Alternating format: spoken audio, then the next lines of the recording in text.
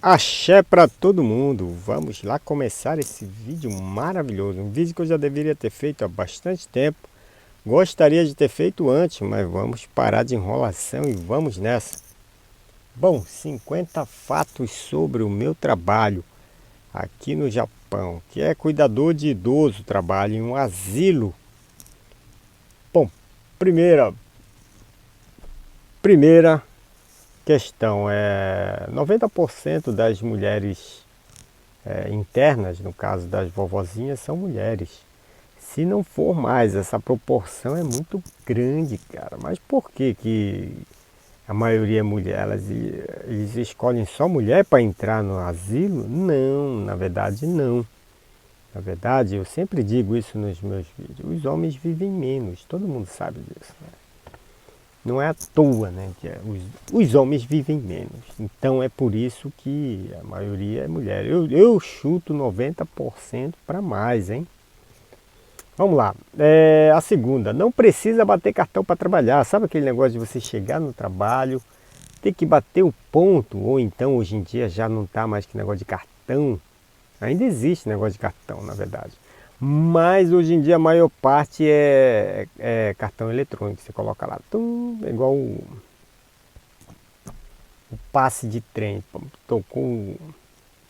Passou o cartão ali, já está registrado que você entrou e é a hora que saiu. Mas também tem pessoas de empreiteira que batem cartão.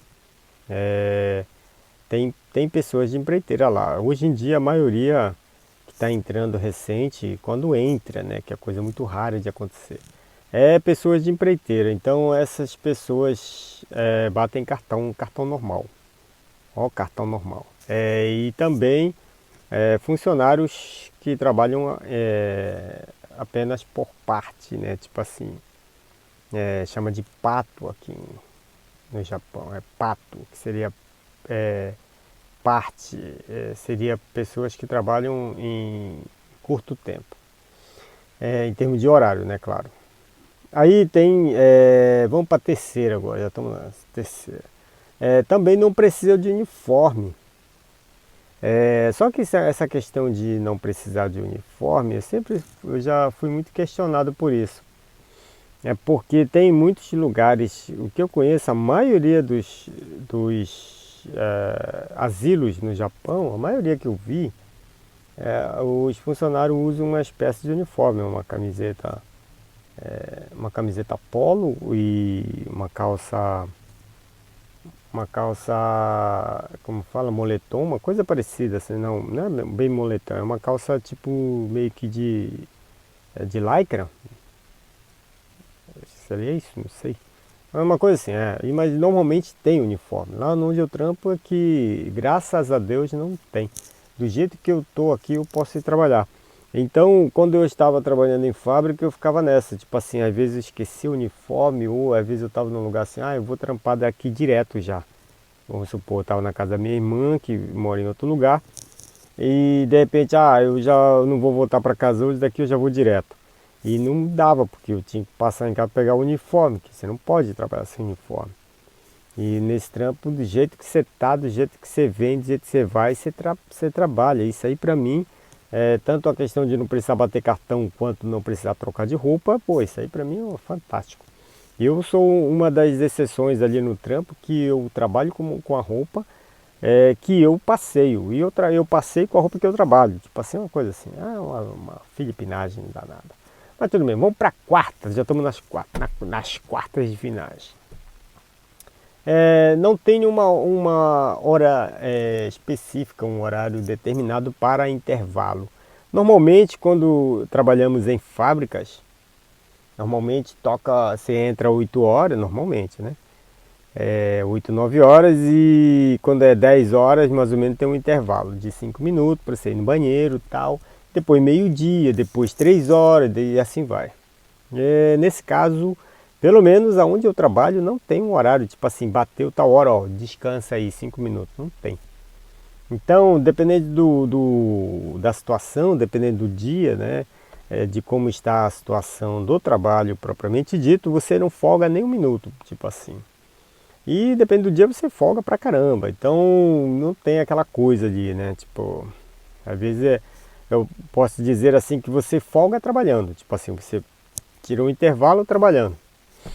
Então, tipo, um exemplo, eu estou ali conversando com uma vovozinha, né, trocando uma ideia, que faz parte do meu trabalho, e eu estou sentado do lado dela, ou eu posso estar em pé, eu posso estar sentado, posso estar agachado e conversando e tal. Então, podemos dizer que aquilo ali seria um trabalho e intervalo, um intervalo, um trabalho, uma coisa assim, né? Bom, então vamos para a quinta. Raramente as famílias vão visitar. É bem raro.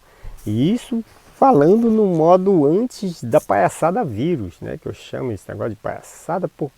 Por que eu chamo esse negócio de palhaçada vírus? Pelo jeito que as pessoas levam isso para casa, do jeito que é tratado na mídia, que eu chamo de palhaçada. Mas não é uma palhaçada, o negócio existe, mas do jeito que é levado. Mas tudo bem, deixa esse assunto para outro.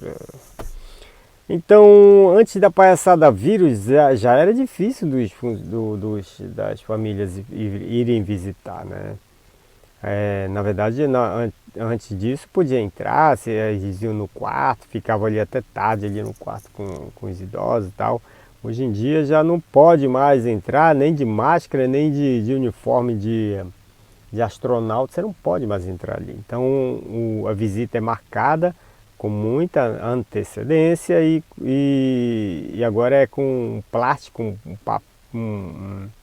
um vidro entre o paciente e a família. Então, tipo assim, é quase... Já era para mim um presídio, né? Esse negócio de asilo já é um presídio, em todos os sentidos. Agora, então, é Alcatraz, agora não tem jeito. Vamos para a sexta. Já aconteceu de me pedirem para morar junto, mas isso não as funcionárias, mas sim a paciente, a vovozinha, né?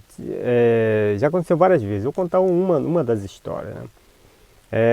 Tinha lá inclusive, essa vovozinha, ela era funcionária de lá, ficou velha e entrou como paciente lá, né? Essa é a história. Eu não conhecia a história como funcionário. Eu sabia que ela era funcionária, tudo, tinha trabalhado ali e tal.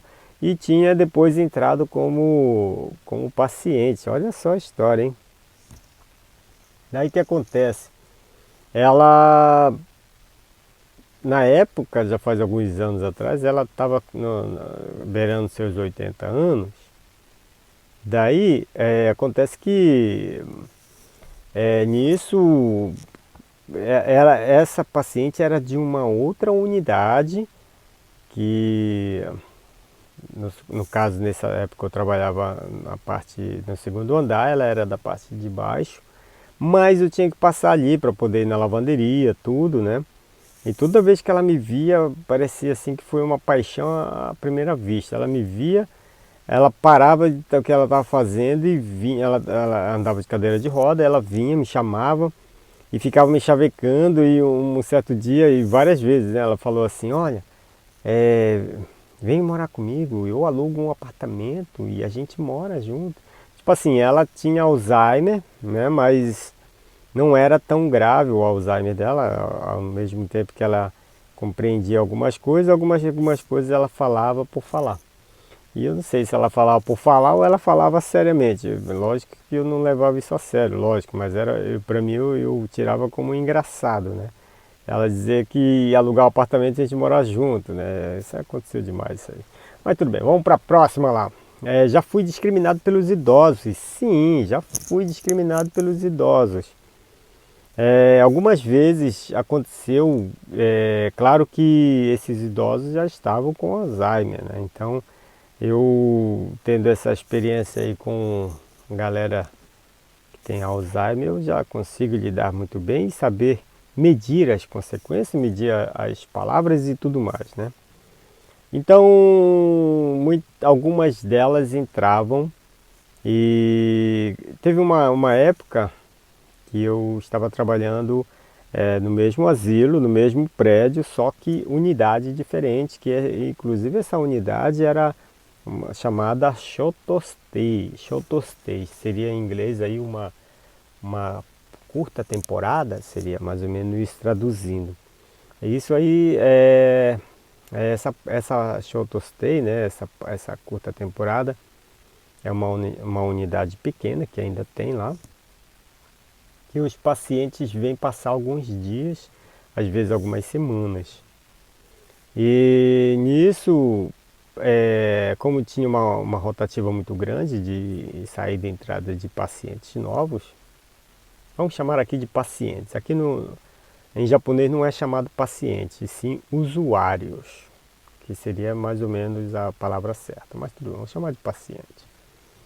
Aí, no caso, era uma rotativa muito grande e tal, né? Então, aí nisso entrou algumas vovós que me discriminavam, dizendo que não queria que eu cuidasse delas porque elas achavam que eu era norte-coreano. Dá para entender. Aí já vê o tamanho da, da, do Alzheimer delas, né? Porque essa cara aqui, para confundir com o norte-coreano, realmente é complicado, né, cara? Ainda mais eu que tenho essa cabeça de rapadura. Mas tudo bem, eu sei que elas não estavam na consciência perfeita.